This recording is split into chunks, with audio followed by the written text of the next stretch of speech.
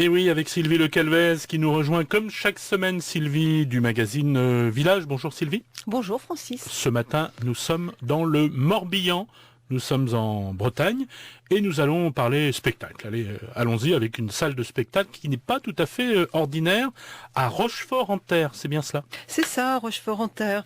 Donc dans le Morbihan, effectivement, on va aller dans la salle montée par Catherine Tardif et Hervé Olivier.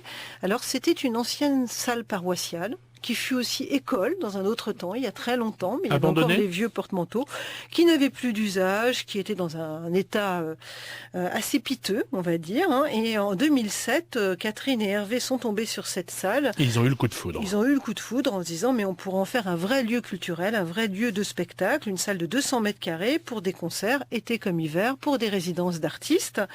Et ils ont tout rénové sur leur propre denier, leur fonds propres, pour avoir ce magnifique lieu culturel à cet endroit. Là, on va dire que la commune quand même a beaucoup de chance de les avoir, puisque ça marche bien, puisque beaucoup de musiciens locaux ils étaient dans le milieu déjà. Et ils ont gardé leur emploi. Hervé est par exemple régisseur et il a gardé son poste de régisseur pour un festival rochefortais.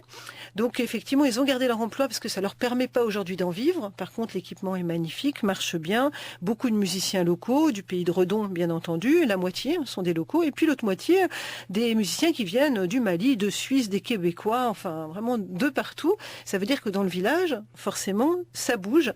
Et dans ce village, d'ailleurs, il y a aussi un bar associatif, donc privé, donc pas non plus communal.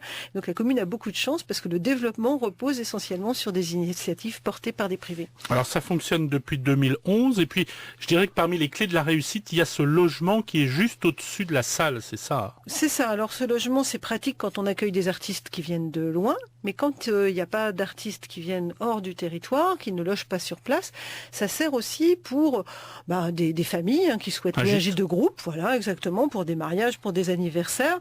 Ça sert aussi pour des randonneurs, parce qu'on n'est pas loin de circuits de randonnée, donc il sert aussi de gîte de randonnée, et c'est ça qui permet quand même d'équilibrer une grande part des investissements qui sont faits. Sans le logement à l'étage et 5 chambres, 5 chambres complètement aux normes, c'est sûr que l'expérience serait plus difficile. Parce qu'il n'y avait pas de subvention. Pas de subvention, ils ont tout fait comme ça, et c'est vrai que coup de chapeau quand même.